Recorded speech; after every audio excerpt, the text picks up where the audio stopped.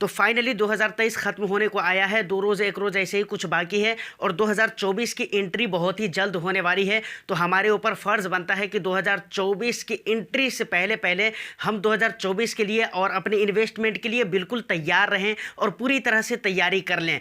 तो फिलहाल आज की इस वीडियो में हम एक बहुत ही बेस्ट टॉपिक पे बात करने वाले हैं कि 2024 के लिए बेस्ट फंड कौन सा होने वाला है। यकीनन वीडियो बहुत ही इंटरेस्टिंग होने वाली है।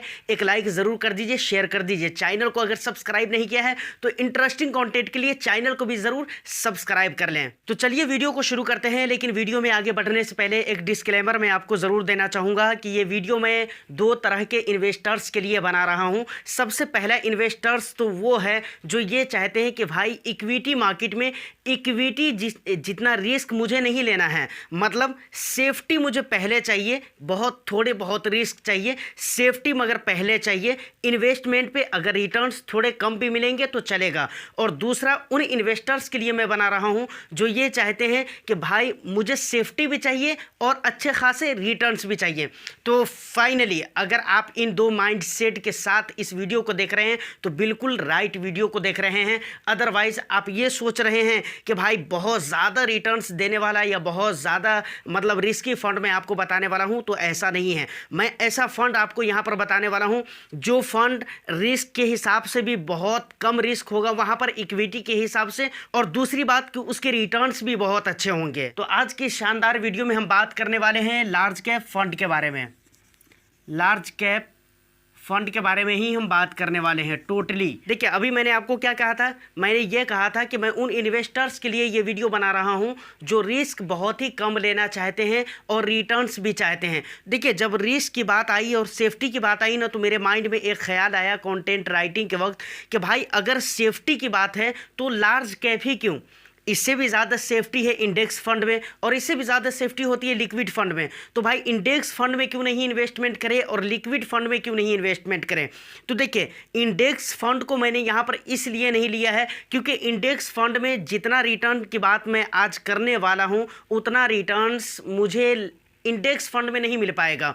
बात रही लिक्विड फंड की, लिक्विड फंड में भी नहीं मिल पाएगा। मतलब मैं आपको कहना ये चाह रहा हूं कि कम रिस्क के साथ साथ हमारा फोकस बेस्ट रिटर्न्स पे भी रहने वाला है। तो 2024 के बेस्ट 3 फंड्स के बारे में तो हम बात करेंगे ही, लेकिन उससे पहले मैं आपको ये चीज़ बताना चाहूँगा कि आखिर लार्ज कैप में इन्वेस्टमेंट क्यों करना चाहिए और लार्ज कैप में इन्वेस्टमेंट करने के फ़ायदे क्या होते हैं।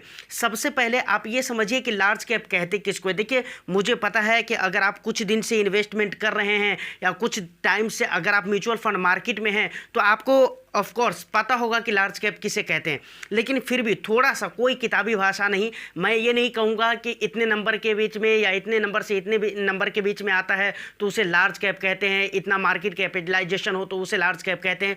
कोई ऐसी बात नहीं करने वाला हूँ, सीधा मैं आपको बताता हूँ। जो लार्ज कैप जो कंपनीज होती है वो बड़ी कंपनीज होती है जिसमें लिक्विडिटी भी बहुत ज़्यादा होती है, और दूसरी बात हर तरीके से वह स्टेबल होती है। फंडामेंटली अगर उसको देखा जाए तो वो बहुत ही स्ट्रॉन्ग कंपनी होती है। सिंपली इतना आप समझ लिए तो आप समझ लीजिए कि लार्ज कैप को आप समझ चुके हैं। मतलब वो कंपनी जो फंडामेंटली स्ट्रॉन्ग हो, जो फाइनेंशियली स्ट्रॉन्ग हो, उसके बाद क्या कहते हैं उसमें लिक्विडिटी भी हो, किसी तरह की कोई प्रॉब्लम ना हो, उसके पास कैश भी बहुत ज़्यादा हो, इन सारी चीज़ों को अगर एक जगह जमा कर दीजिए तो उसे ही हम कहते हैं लार्ज कैप कंपनीज़। अब लार्ज कैप कंपनीज़ में इन्वेस्टमेंट करने के सबसे पहला फ़ायदा तो यहाँ पर यह हो जाता है कि देखिए रिस्क यहाँ पर जो है ना बहुत ही ना के बराबर रहता है। रिस्क बहुत ही ना के बराबर, आपको जैसे ना के बराबर रहता है इसका ये मतलब है कि बिल्कुल नहीं रहता है, ये मतलब नहीं है। इसका ये मतलब है कि अगर इसको आप कंपेयर करें स्मॉल कैप से, मिड कैप से, तो वहाँ पर बहुत ही कम आपको रिस्क देखने को मिलता है। अब मल्टी कैप की बात आती है तो देखिए मल्टी कैप में भी लार्ज कैप से ज़्यादा रिस्क रहते हैं। उसका सिस्टम क्या है आपको पता है कि मल्टी कैप में जो इन्वेस्टमेंट होता है वो मल्टी कैप की इन्वेस्टमेंट स्ट्रैटेजी क्या होती है, 25% चला जाता है 25% चला जाता है लार्ज कैप में, उसके बाद 25% चला जाता है मिड कैप में चला जाता है, और 25% चला जाता है स्मॉल कैप में। स्मॉल कैप में, तो आप टोटल जोड़ कर देखें तो आपके 50% चले जाते हैं स्मॉल कैप और मिड कैप, ये दोनों मिलाकर 50% चले जाते हैं, तो रिस्क यहाँ पर भी बढ़ जाता है। लेकिन लार्ज कैप के जो ज़्यादातर पैसे होते हैं ना, वो लार्ज कैप कंपनीज़ में निवेश किए जाते हैं और वो फंडामेंटली स्ट्रॉन्ग होते हैं, जैसा कि मैं आपको बता दिया हूँ कि उसमें कई सारी खूबियाँ होती हैं, तो इसलिए यहाँ पर रिस्क का मैटर तो बहुत ही कम हो जाता है। दूसरी बात, अगर आप लॉन्ग टर्म के लिए इन्वेस्टमेंट करते हैं तो यहाँ पर रिटर्न्स भी आपको अच्छे मिलने के चांसेस बहुत ज़्यादा हो जाते हैं, रिटर्न्स। और तीसरी बात यह है कि अगर मार्केट में थोड़ी बहुत गिरावट आती भी है तो लार्ज कैप कैटेगरी की जो कंपनी होती है उन पे ज़्यादा असर नहीं पड़ता है, समझ रहे हैं कि नहीं। अब सोचिए अगर थोड़ी बहुत गिरावट हो जाए तो इन्फोसिस, इस तरह के इन्फोसिस हो गया, उसके बाद रिलायंस इंडस्ट्रीज़ हो गया, इस तरह की जो कंपनीज है इसके ऊपर क्या फ़र्क पड़ेगा, बहुत ज़्यादा फ़र्क नहीं पड़ने वाला है। उसके बाद एक और भी बहुत बड़ा फ़ायदा ये रहता है कि जब आप लार्ज कैप में इन्वेस्टमेंट करते हैं तो आपको पता है कि कहीं पर भी किसी तरह के म्यूचुअल फंड में जब आप इन्वेस्टमेंट करते हैं इक्विटी मार्केट में, तो वहाँ पर आपको एक चीज़ देना पड़ता है जो कि खर्च होते हैं, एएमसी की तरफ से मुझसे काट लिए जाते हैं। वो खर्च कौन सा होते हैं, एक्सपेंस रेशियो। तो एक्सपेंस रेशियो जो होते हैं ना वो बहुत ही कम आपको यहाँ पर देखने को मिलते हैं, एक्सपेंस रेशियो बहुत ही कम रहते हैं लार्ज कैप में, समझ रहे हैं। तो एक्सपेंस रेशियो कम रहते हैं, लेकिन रिटर्न्स की अगर बात की जाए तो बहुत ऐसे स्मॉल कैप और क्या कहते हैं मिड कैप कैटेगरी के फंड्स हैं, उसकी तरह आपको कई सारे ऐसे लार्ज कैप हैं जिनके रिटर्न्स आपको देखने को मिलते हैं 3 ईयर्स में देखें या फिर 5 ईयर्स में देखें, लॉन्ग ड्यूरेशन में अगर देखने की कोशिश करें तो बहुत अच्छा रिटर्न्स आपको मिलता है।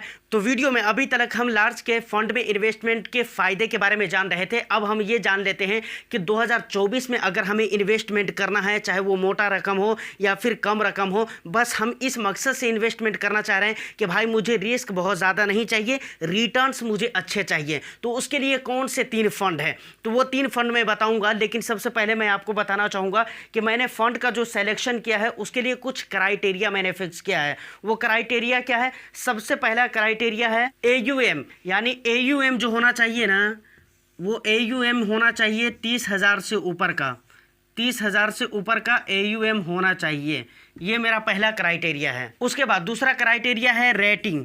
रेटिंग हमारे को कितना चाहिए, मिनिमम 4 स्टार की रेटिंग हमारे को चाहिए, 4 स्टार रेटिंग चाहिए, कम से कम 5 स्टार चलेगा लेकिन 4 स्टार से नीचे नहीं होना चाहिए। उसके बाद तीसरा क्राइटेरिया हमारा क्या होगा, फंड साइज, फंड एज कम से कम कितना होना चाहिए, 10 ईयर्स होना चाहिए, उससे ऊपर चलेगा, नीचे नहीं चलने वाला है। वो हर किसी की चाहत होती है बेस्ट रिटर्न, तो हम ये देखने वाले हैं कि भाई 3 ईयर्स में जो रिटर्न्स होना चाहिए फंड का वो 15% से ऊपर होना चाहिए, 15% से ऊपर होना चाहिए। देखिए आपने अक्सर फंड को देखा होगा कि भाई 3 ईयर्स में और 5 ईयर्स में उसके जो रिटर्न्स होते हैं वो अच्छे होते हैं, इसलिए मैंने 3 ईयर्स को चूज़ किया है कि फंड का रिटर्न्स 3 ईयर में कम से कम 15 पॉइंट का होना चाहिए, 15% का होना चाहिए, 15% का फंड रिटर्न्स। मैं यहाँ पर लिख देता हूँ, रिटर्न्स 3 ईयर्स कितने परसेंट का होना चाहिए, 15% का होना चाहिए, कम से कम 15% का होना चाहिए। तो देखिए एक मरतबा क्राइटेरिया आप फिर से देख लीजिए, AUM 30,000 करोड़ का होना चाहिए, समझ रहे हैं। उसके बाद रेटिंग कम से कम 4 स्टार की होनी चाहिए, फंड एज 10 ईयर्स होना चाहिए, पुराना फंड होना चाहिए। उसके बाद क्या कहते हैं, फंड रिटर्न्स की अगर हम बात करें 3 ईयर्स की तो कम से कम 15% मतलब 15% का रिटर्न्स वो फंड देना चाहिए, मतलब आने वाला फ्यूचर में नहीं, पास्ट में उसने ऐसा रिटर्न्स दिया हो। तो फाइनली हमारे क्राइटेरिया के हिसाब से 2024 के लिए लार्ज कैप कैटेगरी में जो 3 बेस्ट फंड होने वाले हैं वो ये हैं। सबसे पहला देखिए मैं एक्सेल टाइप का यहाँ पर बना दिया हूँ ताकि आपको इजीली सारी चीज़ें समझ में आ सके। सबसे पहले हम बात करते हैं ICICI prudential blue chip fund. देखिए इसकी रेटिंग की अगर बात की जाए तो 5 स्टार की रेटिंग मिल जाती है। AUM साइज़ मैंने कहा था ना 30,000 से ऊपर होना चाहिए, 41,269 करोड़ है इसका AUM, मतलब फंड साइज़ कह लें आप। उसके बाद फंड एज की अगर बात करें तो 10 साल 10 महीने हो गए इस फंड को।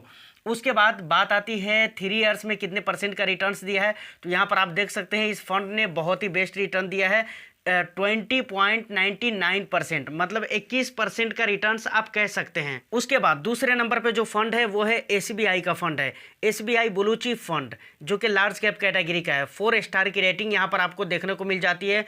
उसके बाद फंड साइज की अगर बात करें तो 38,598 करोड़ का फंड साइज है। अगर फंड एज की बात की जाए तो सेम है यहाँ पर, इसीलिए मैंने ये टिक टिक कर दिया हुआ है।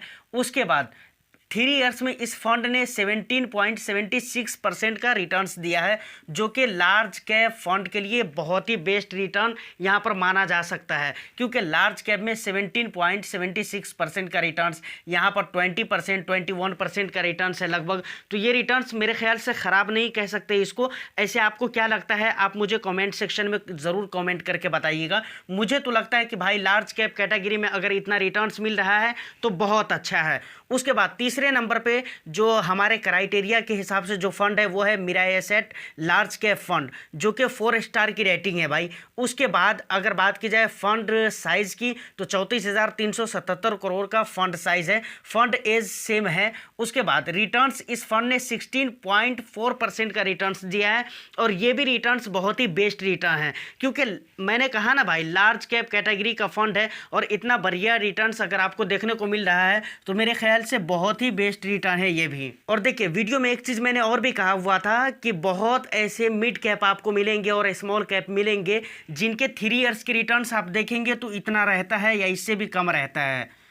तो आप सोच कर देखिए कि भाई स्मॉल कैप में हम रिस्क लेने जाएंगे, उससे बेहतर है ना कि हम लार्ज कैप में बहुत कम रिस्क लेकर हम बढ़िया अच्छा खासा रिटर्न्स गेन कर सकते हैं। अब देखिए आज की इस वीडियो में मैंने 2024 के बेस्ट लार्ज कैप के बारे में बात किया है। स्मॉल कैप और मिड कैप और मल्टी कैप के बारे में भी हम ज़रूर वीडियो लेकर आएंगे। फिलहाल इस वीडियो में आज इतना ही। उम्मीद करता हूँ कि वीडियो आपको अच्छी लगी हो, और अगर आप लार्ज कैप में इन्वेस्टमेंट करना चाह रहे हैं तो मेरे ख्याल से ये फंड अच्छा रहेगा। लेकिन एक बात और भी मैं कहना चाहूंगा, देखिए किसी भी फंड में इन्वेस्टमेंट करने से पहले आपको खुद उस फंड के बारे में रिसर्च जरूर करना चाहिए। मेरी तरफ से कोई रिकमेंडेशन सजेशन नहीं है, लेकिन इतना ज़रूर कहूँगा कि कभी भी आप जब इन्वेस्टमेंट करिए ना तो आपका खुद का इन्वेस्टमेंट पे रिसर्च होना चाहिए, और आपको खुद ये पता होना चाहिए कि मैं किस फंड में इन्वेस्टमेंट करने जा रहा हूँ, कौन सी कैटेगरी के फंड है, रिस्क कितने हैं, और रिस्क वर्सेस रिटर्न्स क्या हमें वहाँ पर मिल सकता है या नहीं मिल सकता है। अगर आप हर चीज़ को लेकर कंफर्टेबल हो